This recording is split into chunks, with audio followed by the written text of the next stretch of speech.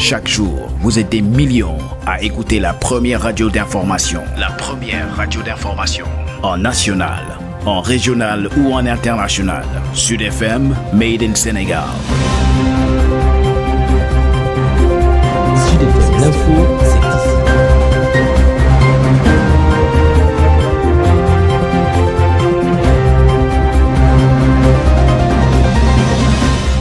Mesdames, Messieurs, bonsoir et merci d'être à l'écoute de Sen Radio à la une de ce journal. Célébration ce 29 août de la Ashura qui coïncide avec le 10e jour du mois de Tamkharit, un jour d'adoration où le jeûne est fortement recommandé en guise de rémission des péchés antérieurs. Vous entendrez les précisions de l'imam Mohamedou Mokhtar Ndiaye. À Thiès, 4e jour de rassemblement des cheminots retraités de l'ex-DBF pour réclamer leurs indemnités de retraite. Le maire de la ville, Talla Sylla, s'est saisi du dossier. Il dit avoir interpellé directement le chef de l'État pour une issue favorable. Reprise ce 1er septembre des enseignements dans le supérieur. La coordination des étudiants de l'UGB campe sur sa position. Pas de reprise graduelle. Il faut un retour en effectif global de tous les étudiants. La coordination rejette la proposition de l'instance de l'université. Au Mali, échec de la première rencontre d'échange sur la transition post-coup d'État. Un report de la CNSP sans raison annoncée qui a fait des mécontents. Voilà pour les titres. Alioune Badara Socé est à la partie technique. Marie-Rosalie Ndiaye. Le maire de la ville de Thiès se porte l'avocat des cheminots retraités de l'ex-DBF en rassemblement à la gare de Thiès depuis 4 jours pour réclamer leurs indemnités de retraite. Talla Sylla dit avoir saisi officiellement le chef de l'État sur ce dossier. On l'écoute avec Babacar Ndao. Le maire de Thiès, Talla Sylla, qui revient sur ce mouvement, ce rassemblement des cheminots retraités de l'ex-DBF en rassemblement à la gare de Thiès depuis 4 jours pour réclamer leurs indemnités de retraite. Le maire dit avoir saisi officiellement le chef de l'État sur ce dossier. J'ai moi-même écrit au président de la République le 25 août dernier, à la suite d'une rencontre que j'ai eue avec ces cheminots.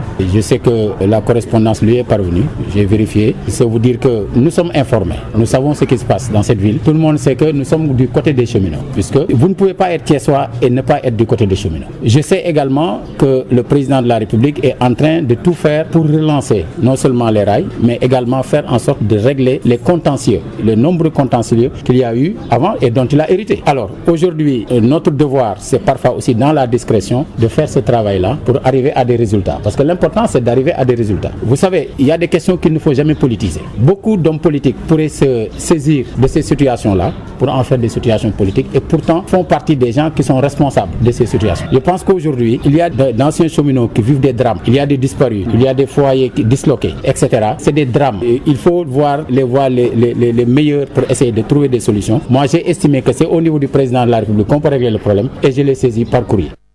Le maire de la ville de Thiès s'est prononcé ce samedi en marge d'une cérémonie de réception de matériel offert par la Fondation Servir le Sénégal aux personnes du 3e âge et aux personnes handicapées de Thiès. En marge de cette cérémonie, les difficultés de prise en charge des personnes en situation de handicap par les collectivités territoriales ont été soulevées par le maire de la ville de Thiès, Babacar Ndao. Le maire de la ville de Thiès reconnaît la modicité des budgets des collectivités territoriales face aux besoins des personnes vulnérables. Talla Sylla.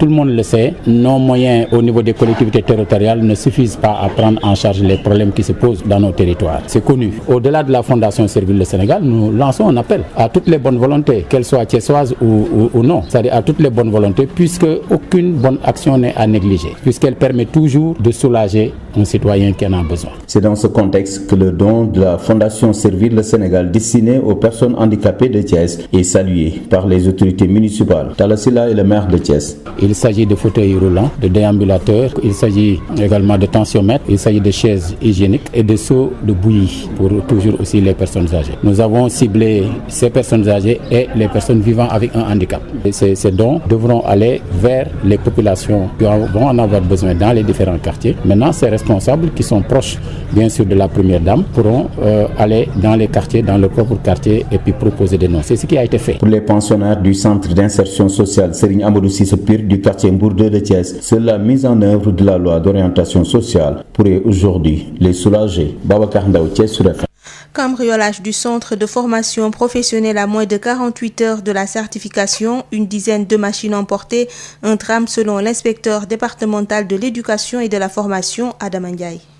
Le centre de formation professionnelle de Diourbel a été cambriolé à moins de 2 jours de la certification des élèves. Près de 11 machines et des ciseaux ont été emportés par les malfaiteurs. Ces derniers sont passés par la fenêtre de l'autre côté des rails pour accomplir leur forfait. Madame Adam Pouy, la directrice du centre de formation professionnelle de Diourbel, explique. Depuis ce matin, donc, on a reçu l'alerte qu'on a perdu des machines. On est allé donc faire une déposition donc, à la police, puis informer donc, les autorités locales que le CFP de Diourbel est le deuxième centre le plus important donc, au Sénégal par ses effectifs donc, qu'il doit recevoir. Et nous allons essayer donc, de voir d'ici dimanche vraiment comment faire acquérir d'autres machines pour vraiment le bon déroulement de la certification. C'est la 3e fois qu'une école soit cambriolée en moins d'1 mois après le CEM de Pikine et de Keur 2, un acte que déplore l'inspecteur de l'éducation et de la formation, Yankhoba Massali. Nous sommes attristés parce que l'école n'avait pas besoin de ça. Nous savons dans quelles conditions nous avons repris. Les autorités, les élèves, les enseignants, toute la communauté éducative a déployé un effort incommensurable pour en arriver là. Nous sommes pratiquement au terme de l'année. Je pense que c'est un coup quand même très dur à l'endroit de la communauté éducative, mais aussi un coup porté à la société. Parce que nous n'avons pas besoin de ça. Quand des malfaiteurs désespérés vraiment s'en prennent au devenir de nos sociétés, je pense que c'est un drame pour toute la nation. Une plainte contre X a été déposée au poste du commissariat urbain de Diourbel, d'où vous a parlé Adam Ndiaye pour la radio Sud FM. Reprise graduelle à l'UGB de Saint-Louis. La coordination des étudiants de Saint-Louis rejette cette formule. Elle estime que les conditions peuvent être réunies pour la reprise globale. Les étudiants craignent des tensions liées à l'attribution des chambres au campus pour les maisons que nous explique et pour les raisons que nous explique ici Omar Chérif Diallo, président de la séance de la coordination des étudiants joint par Isseignan. La coordination des étudiants de Saint-Louis, nous considérons que l'UGB n'a pas encore sorti une décision, mais a sorti une proposition. Pourquoi nous faisons cette précision-là? Parce que c'est une proposition qui a été soulevée à l'Assemblée de l'université, qui est l'instance la seule habilitée à prendre décision, mais que cette instance-là n'a pas pris la décision formelle. Mais quand même, il faut retenir que l'administration en général a proposé, à l'instar des autres administrations des autres universités, une reprise graduelle que les étudiants ont eu à réfuter. Donc voilà en tout cas la situation actuelle. Les étudiants campent sur leur position. Il faut un retour en effectif global afin que tout le monde puisse venir et que tout le monde puisse finir les programmes. Mais il faut préciser aussi que la coordination des étudiants de Saint-Louis, c'est-à-dire les étudiants en général à l'UGB, n'entendent pas bloquer les enseignements. Au contraire, ça fait partie de nos revendications qu'il y ait une reprise le plus tôt possible. Donc pour nous, nous demandons, nous exigeons qu'il y ait ce retour-là le 1er septembre. Maintenant, il va sans dire que quand même, nous n'allons pas aussi accepter une reprise qui va créer plein de tensions. Pour faire la petite histoire très rapidement, pour faire la situation sur le plan social à l'UGB, en première année, a la possibilité d'utiliser cette chambre-là jusqu'à parfois même la fin de son cycle, de son cursus universitaire. Et c'est devenu une coutume parce qu'à l'UGB, il n'y avait pas ce problème-là de saturation des chambres. Et aujourd'hui, pour le CROUS, c'est une occasion de régulariser le campus social afin de ramener la codification annuelle. Donc en réalité, le CROUS ne pense pas à la situation pédagogique et c'est là où nous considérons qu'en fait l'autorité n'est pas suffisamment consciente du contexte particulier du moment et de la priorité pédagogique qui s'impose. Parce qu'à l'UGB, dire qu'on va désattribuer toutes les chambres de l'université, pour les attribuer à un petit nombre, c'est vouloir créer et savoir qu'on va créer des tensions sociales. Et quand on a demandé à l'autorité du CROUS, qu'est-ce que vous entendez faire pour empêcher aux autres étudiants, dans la mesure où si même par extraordinaire on venait à accepter ce programme de retour graduel que vous avez proposé, sur le plan sécuritaire, qu'est-ce que vous entendez faire pour en tout cas avoir une sécurité au niveau du campus social afin que les autres qui ne sont pas convoqués ne puissent venir. Mais le CROUS a simplement dit qu'on va miser sur la responsabilité des étudiants.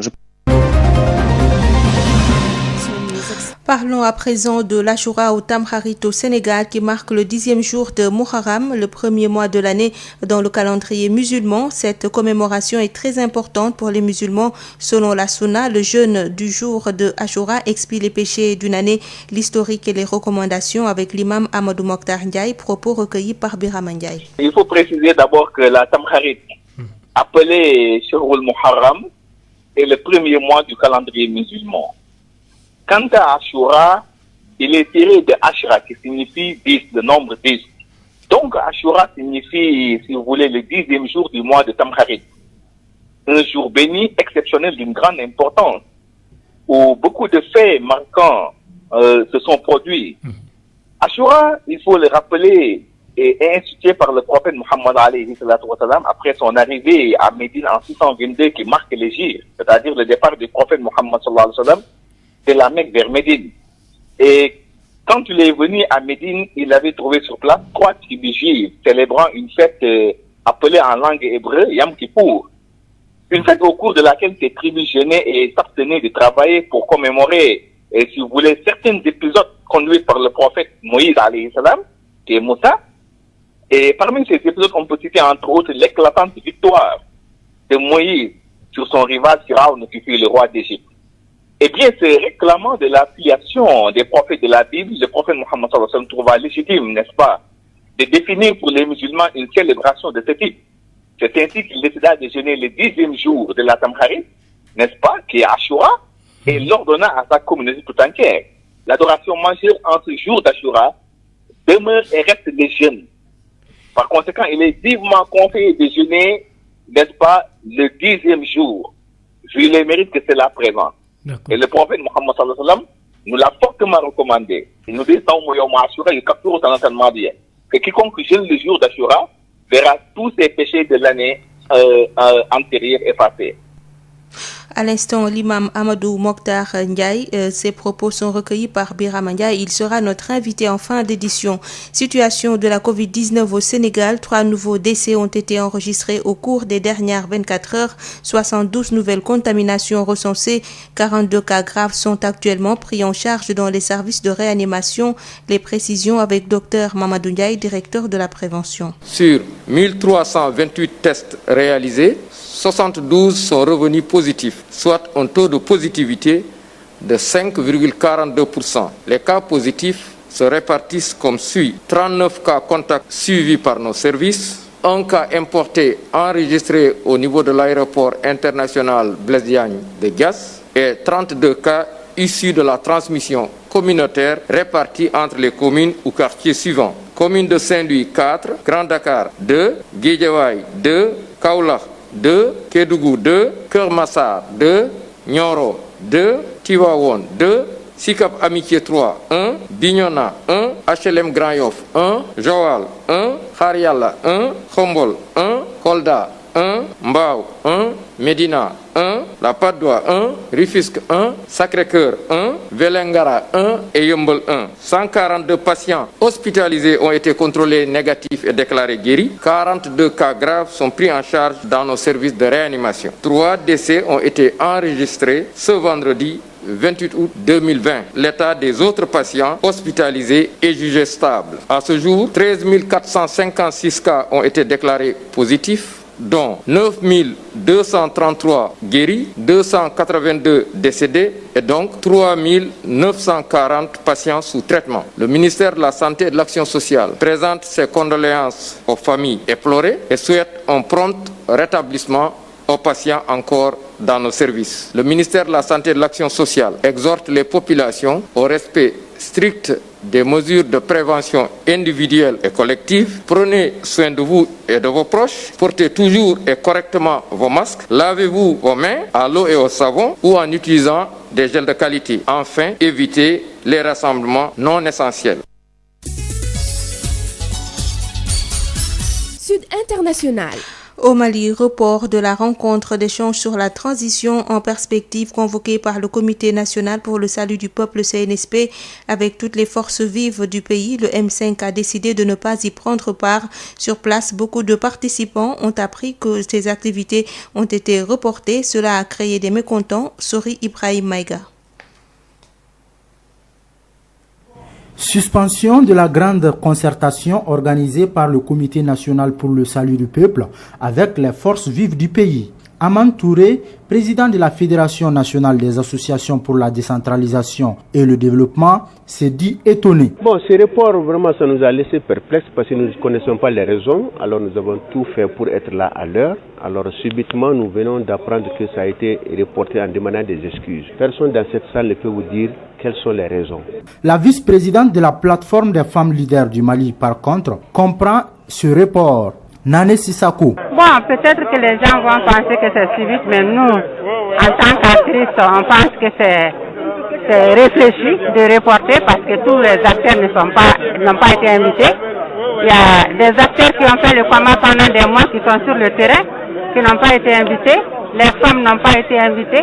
Il y a beaucoup d'autres organisations qui devront être invitées. Pour sa part, Mahmoud Almoudou parle d'une rencontre initiée à la va-vite. Bon, peut-être que la raison est due à une précipitation et sûrement à un manque d'organisation. Donc, dans des pareilles rencontres, il faut faire en sorte que tous les ponts de la société civile et des partis politiques et des organisations et corporations professionnelles soient présents à ce premier rendez-vous. Beaucoup de critiques visent le CNSP ces derniers temps. Après l'imam Mahmoud Diko, c'est au tour du M5 de pointer du doigt les militaires pour son exclusion dans le débat sur la transition, d'où son refus de répondre à la convocation, ce qui aurait conduit à l'annulation de la rencontre. Sori Ibrahim Mega, Bamako pour Sud FM.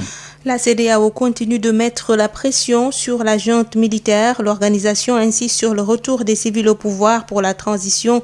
Les chefs d'État se sont réunis hier en visioconférence pour discuter de la situation au Mali.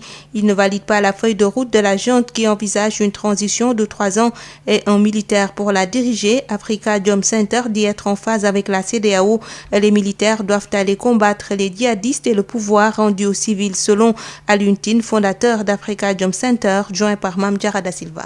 De mon point de vue, c'est faisable. Donc, entre, disons, 12-15 mois, c'est faisable. C'est faisable parce que, en réalité, on essaye d'éviter le fait que le pouvoir puisse corrompre très rapidement et que les gens s'accrochent très vite au pouvoir. Vous savez, pendant une transition, si vous ne faites pas attention, avec tout le pouvoir que vous avez, avec toutes les ressources qui sont présentes, ça peut donner des idées. Je sais que la crise, elle est profonde. Je sais effectivement qu'il faut du temps pour faire les choses. Mais bon, c'est le moindre mal. Le moindre mal, c'est cette durée. Très bien. Alors, la junte donne sa position aujourd'hui. À quoi peut-on s'attendre selon vous? De mon point de vue, la CEDEAO a raison de dire céder le pouvoir aux civils. La junte est composée de militaires d'élite. C'est vraiment la crème de la crème. Donc, je pense que leur travail aujourd'hui, avec vraiment la dégradation de la sécurité, c'est d'aller chasser les djihadistes. C'est ça leur travail. Maintenant, ils peuvent créer les situations d'un bon dialogue politique, d'une bonne transition, choisir des hommes intègres qui effectivement travaillent à vraiment reconstruire les institutions maliennes, réconcilier les Maliens avec eux et créer une unité nationale pour faire face vraiment à la plus grande des menaces. Aujourd'hui, c'est la dégradation de la sécurité. Et vous savez,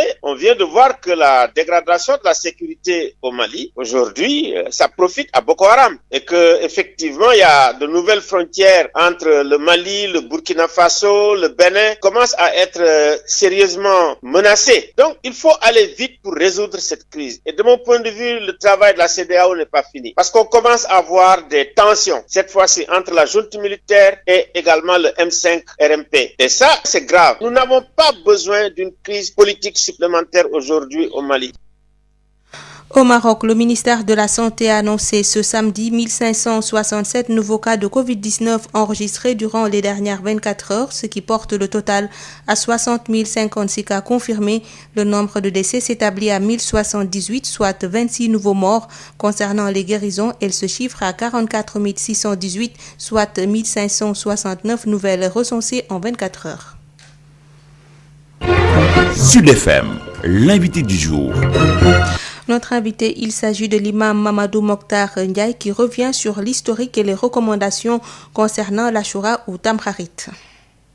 Nous sommes avec l'imam Mohamed Mokhtar Ndiaye, l'imam ratib de la grande mosquée de Liberté 6. Alors, on célèbre la fête d'Ashura. Quelle est l'origine et sa signification? Oui, avant d'entrer dans le vif de notre sujet, il faut préciser d'abord que la Tamkharit, appelée Shahrul Muharram, est le premier mois du calendrier musulman. Quant à Ashura, il est tiré de Ashra, qui signifie 10, le nombre 10. Donc Ashura signifie, si vous voulez, le 10e jour du mois de Tamkharit. Un jour béni, exceptionnel, d'une grande importance, où beaucoup de faits marquants se sont produits.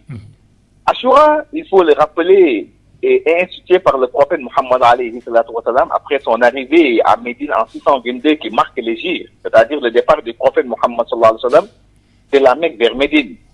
Et quand il est venu à Médine, il avait trouvé sur place 3 tribus juives célébrant une fête appelée en langue hébreu Yom Kippour. Une fête au cours de laquelle ces tribus jeûnaient et s'abstenaient de travailler pour commémorer, si vous voulez, certains épisodes conduits par le prophète Moïse alayhi salam, qui est Moussa. Et parmi ces épisodes, on peut citer entre autres l'éclatante victoire de Moïse sur son rival Pharaon, qui fut le roi d'Égypte. Eh bien, ce réclamant de la filiation des prophètes de la Bible, le prophète Mohammed sallallahu alayhi wa sallam trouva légitime, n'est-ce pas, de définir pour les musulmans une célébration de ce type.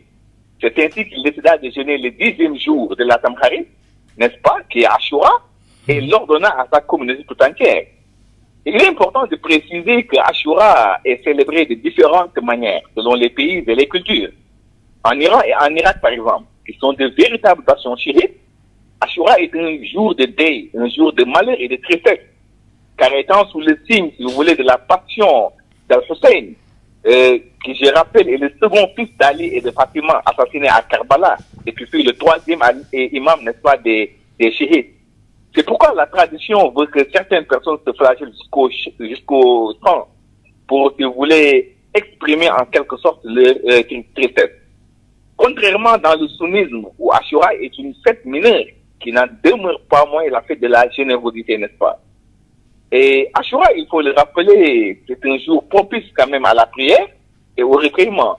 Comme je l'ai tantôt évoqué, c'est un jour où beaucoup de faits marquants en fait se sont produits en islam. Mais l'adoration majeure, il faut le rappeler, l'adoration majeure en ce jour d'Ashura demeure et reste le jeûne. Par conséquent, il est vivement conseillé de jeûner, n'est-ce pas, le 10e jour, vu les mérites que cela présente. Et le prophète Muhammad sallallahu alayhi wa sallam nous l'a fortement recommandé. D'accord. Il nous dit que quiconque jeûne le jour d'Ashura verra tous ses péchés de l'année antérieure effacés. Donc voilà, en grosso modo, ce qu'on pouvait dire en fait sur Ashura ou la Tamkharit. Est-il recommandé de jeûner le 9e jour? Oui, il est tout à fait recommandé de jeûner le 9e jour parce que le prophète Mohammed alayhi salam avait l'intention de le faire. Mais malheureusement, il a quitté ce bas monde durant cette année. Et qu'est-ce qui est recommandé exactement pendant cette période aux fidèles? Oui, pendant cette période de l'adoration majeure, c'est le jeûne. Parce que le prophète Mohammed alayhi salam nous dit que le meilleur mois des jeûnes après le Ramadan, c'est le mois de Tamkharit, n'est-ce pas? Donc, c'est le jeûne qui est vivement recommandé. Et c'est des hadiths authentiques du prophète Mohammed qui l'ont prouvé. Il est recommandé de rendre visite aux parents, aux voisins, encore aux malades. Il est recommandé également de caresser la tête d'un orphelin et de procéder à l'aumône. Car, comme je l'ai dit tantôt, c'est un jour de charité également et de partage. D'accord. Ici au Sénégal, il y a eu une célébration traditionnelle ou folklorique. Les hommes s'habillent en femmes, les femmes vice-versa. Est-ce que cela est recommandé ou quelle appréciation faites-vous par rapport à cette situation? Oui, vous savez, en fait, nous sommes des sociétés païennes, n'est-ce pas? Nous sommes des païens. Hein? Et pour ce qui est des couscous, par exemple, que nous préparons, il faut dire que cela n'a aucune signification religieuse. Et ce n'est pas une obligation, peut-être juste pour faire plaisir à sa famille, n'est-ce pas? Étant donné que c'est un jour de charité et de partage. Mais il faut le dire, il faut encore une fois de plus que ce n'est pas une obligation. Et pour ce qui est des festivités appelées Tadjeboun, c'est des pratiques purement païennes que l'islam n'apprécie guère, n'est-ce pas? Par conséquent, le musulman doit s'en abstenir.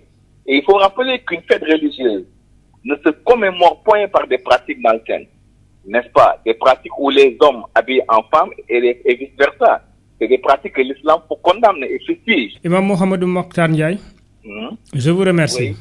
Merci beaucoup. Je rappelle que vous êtes l'imam ratib de la Grande Mosquée de Liberté 6. Merci beaucoup. Marie-Rosalie Ndiaye. 18h passées de 25 minutes, c'est la fin de cette édition. Je vous rappelle les titres. Célébration ce 29 août de la Ashura qui coïncide avec le 10e jour du mois de Tamkharit ou Muharram, un jour d'adoration où le jeûne est fortement recommandé en guise de rémission des péchés antérieurs. Vous avez entendu les précisions de l'imam Mohamedou Mokhtar Ndiaye qui était notre invité. À Thiès, 4e jour de rassemblement des cheminots retraités de l'ex-DBF pour réclamer leurs indemnités de retraite. Le maire de la ville, Talla Sylla, s'est saisi du dossier. Il dit avoir interpellé directement le chef de l'État pour une issue favorable. Reprise ce 1er septembre des enseignements dont le supérieur, la coordination des étudiants de l'UGB campe sur sa position. Pas de reprise graduelle et il faut un retour en effectif global de tous les étudiants. La coordination rejette la proposition de l'instance de l'université. Au Mali, échec de la première rencontre d'échange sur la transition post-coup d'État. Un report de la CNSP sans raison annoncée qui a fait beaucoup de mécontents. Mise en onde assurée par Alioune Badara Socé. Merci de nous avoir suivis et bonne suite des programmes sur Sen Radio.